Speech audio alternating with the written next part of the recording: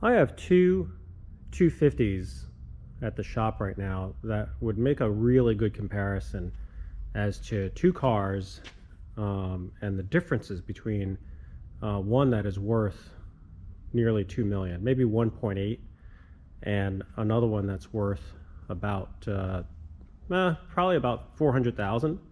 So why is it that two 250 Ferraris, vintage Ferraris, are so different in price? We have a 250 GTE on one side of the shop, coincidentally, silver red. And then we have another one, which is a 250 Lusso, 250 GTL, as it would be officially called. And this car is certainly worth a lot more. Truth be told, these cars have gone up recently in the last 10, 15 years.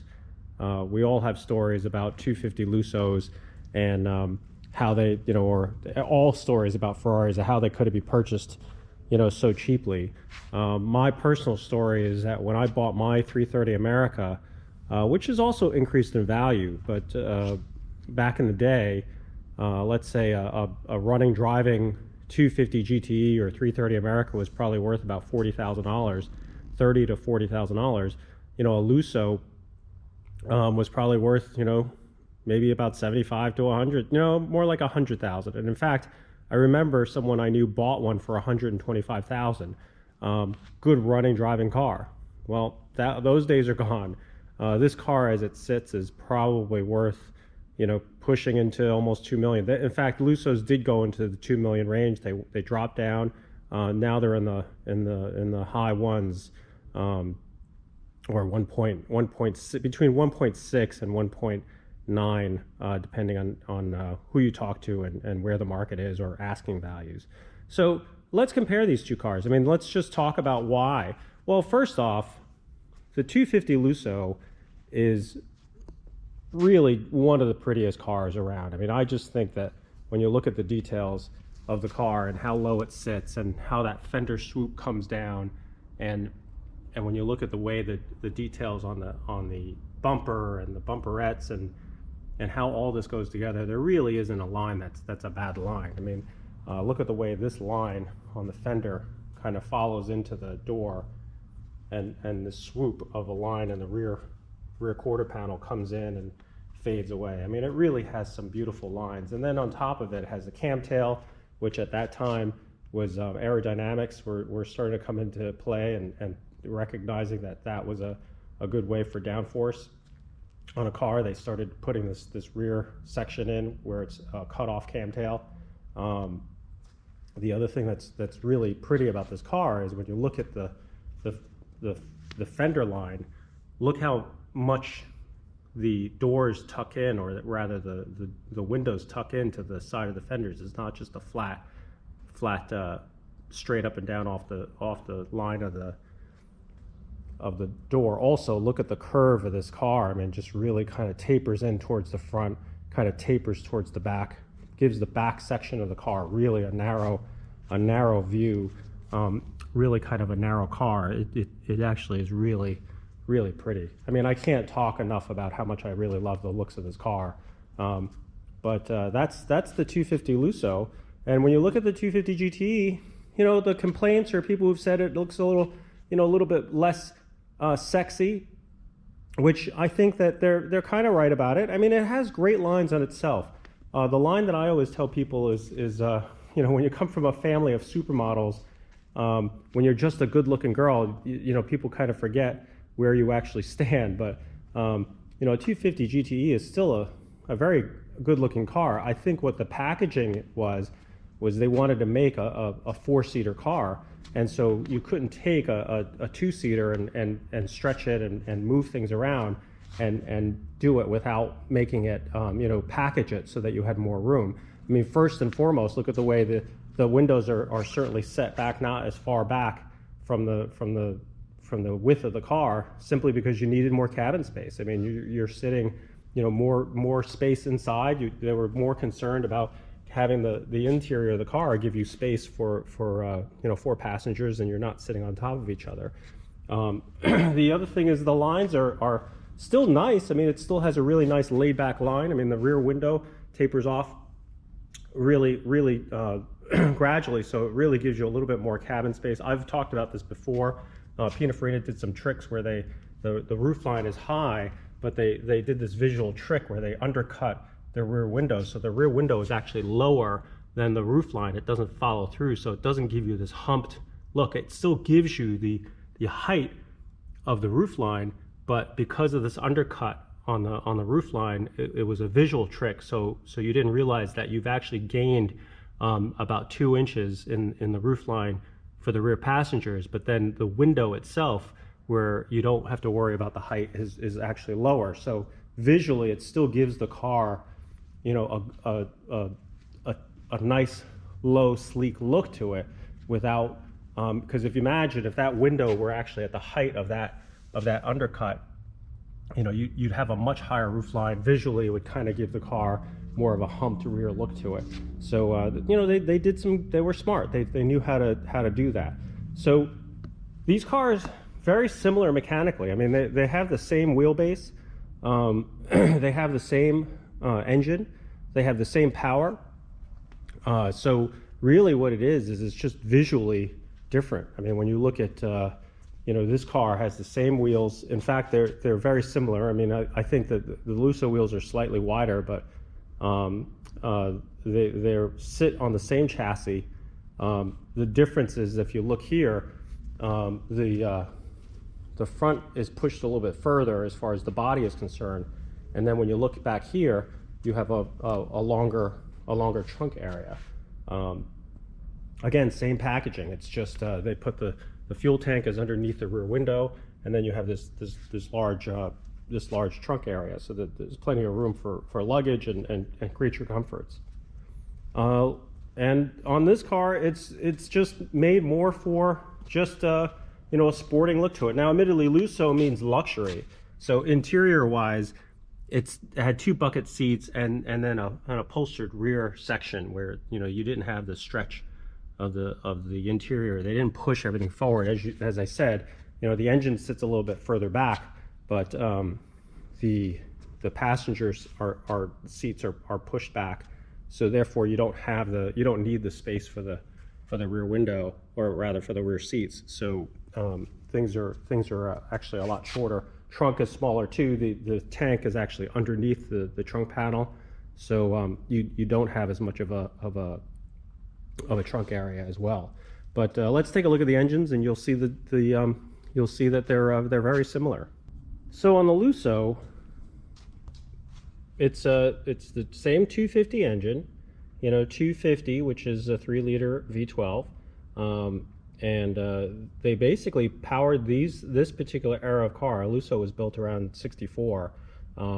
This engine was the workhorse of Ferrari. It's the same engine they put in a 250 short wheelbase, the same engine they put in a 250 GTE, a Lusso, and technically it was the same engine that went into a 250 GTO. 250 GTO modified a little bit more. It was a dry sump, and but architecturally, as far as the block was concerned, it's the same layout. So when you look at the way this engine is laid out, it looks very similar to anything that you would see, and so when you pop the hood on this, it's really not easy to tell to the untrained eye that this is a 250 Lusso. And I'll give you an example. So let's walk over to the GTE, and you look at the GTE. It's the same engine compartment, you know, same layout with the horns, same layout with the battery layout and the brakes and the carburetors and engine. So it's still, you know, very similar. So when you look at a 250, one of the attractions is it's the same, you know, heart and soul of the Ferraris that made them famous, for that matter, short wheelbase and GTO being the ones that everybody remembers.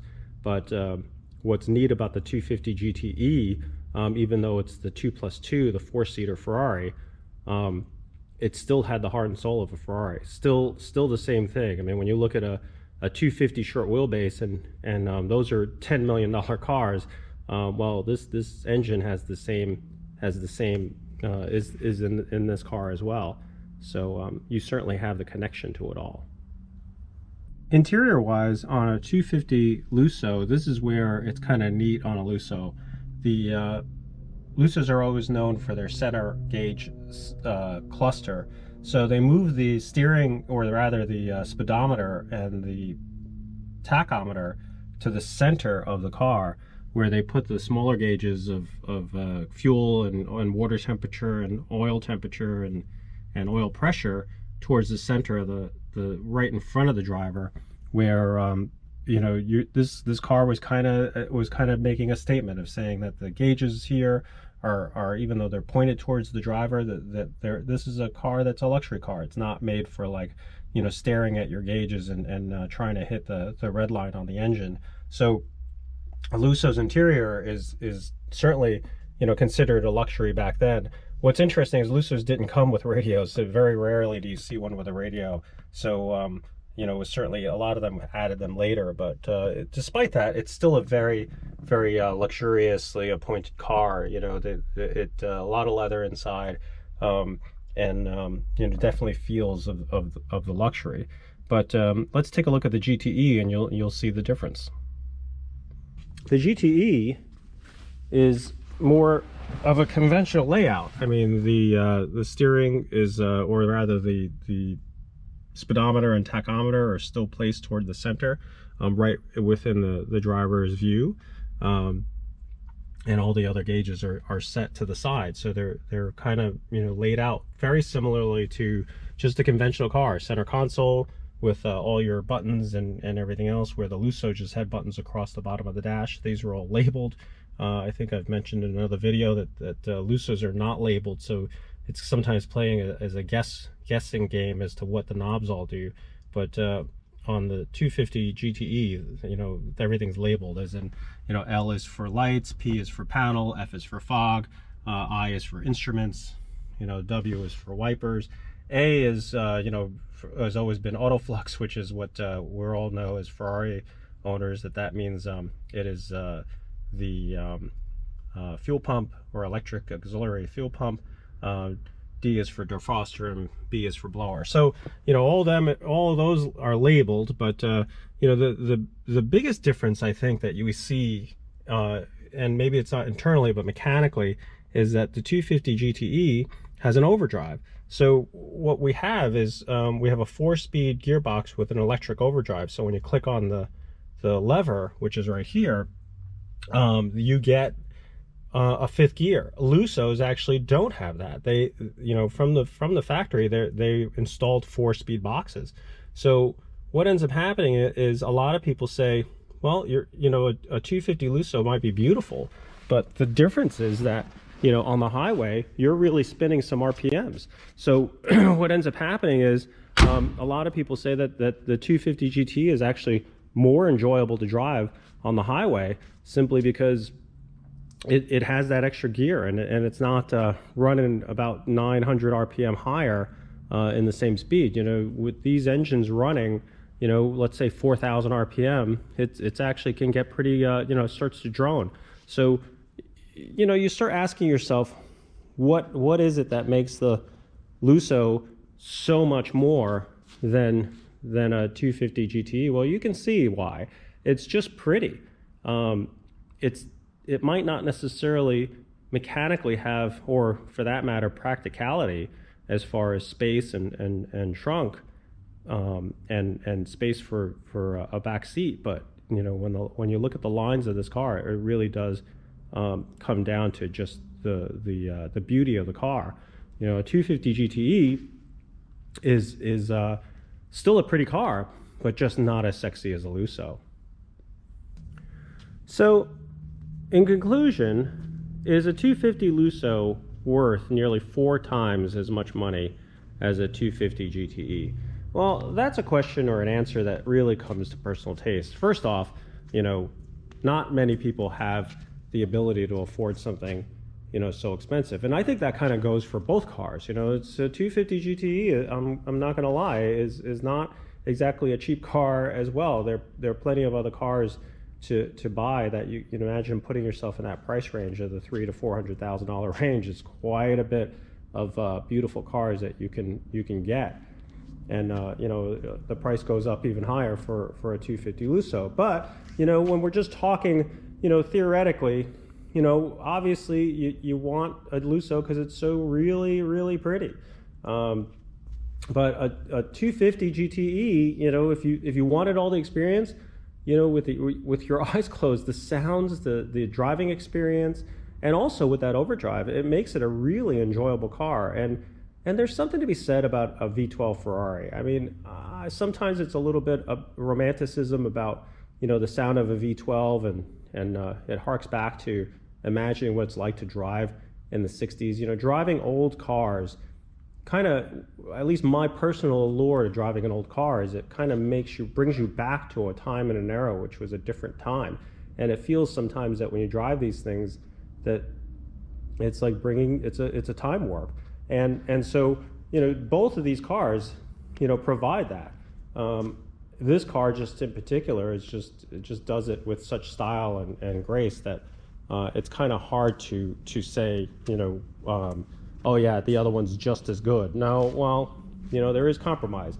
At the time, when I bought my 330 America, I would have loved to have owned a Lusso. In fact, you know, there were project cars similar to my car running around at that time. It would have been more than twice, to buy that project car. But and honestly, I just didn't have the money. I mean, it just did not have the money to buy a project car Lusso. So I did settle. I settled for a 330 America. Do I regret it? No. I mean, I love my car. I love my 330. But at the same time, you know, the Lusso would have just been, you know, to own something as beautiful as this, especially when there's only like 350, I believe, Lussos that were ever made. Don't know how many are left. And then with the 250 GTEs, there were 300 or 955 of these made, or thereabouts, and there's probably half of them left. So it's really something that's just an interesting you know, thought experiment, I guess, is that why 250 Lusso is that much, you know, more desirable than a 250 GTE. Well, I hope you like the comparison. It's kind of neat to have two silver cars with red interiors and to see them and compare and contrast. So thanks for watching.